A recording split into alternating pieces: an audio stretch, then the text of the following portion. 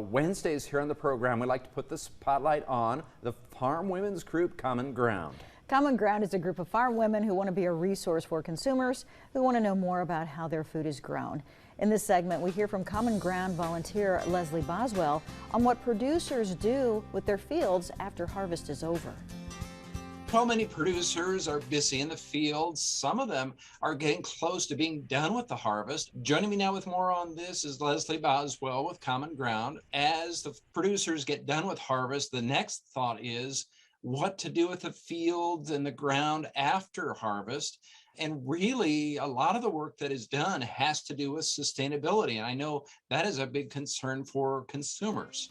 Decades ago, farmers figured out that there's a lot of things that they can do that will help their fields, will reduce the wind erosion, it'll reduce the water erosion from heavy rains.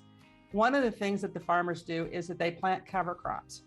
That helps leave the residue on the fields. They disc it in the spring and it adds that organic matter to the soil.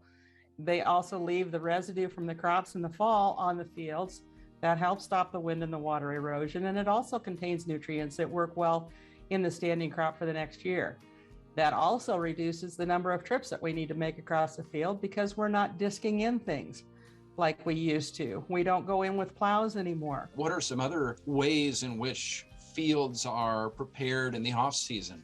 Well, there's times when they do need to do some work, such as if they have a lot of terraces on their fields to help direct water and reduce a lot of the erosion that can be caused by heavy rains.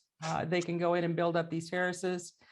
The field across the road south from our house, they went in and they put in some drain tiles, and that way they can control and try to keep a more even moisture base in their field and not have too many wet spots. The bottom line is it's good to know that producers are thinking about the soil post-harvest and what can be done to make it sustainable and make it profitable. 98% of the farms in this country are owned by their families. The family is looking at what do we need to do to make it profitable for us now, for next year, and when grandson comes up and he wants to farm, or granddaughter, how are we going to have our farm in the best shape for them when they come and want to farm this ground? So there's always the considerations of trying to keep things improved and always improving for the following generations.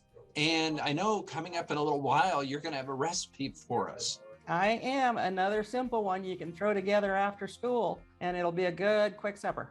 That's what we like. All right. Thank you, Leslie.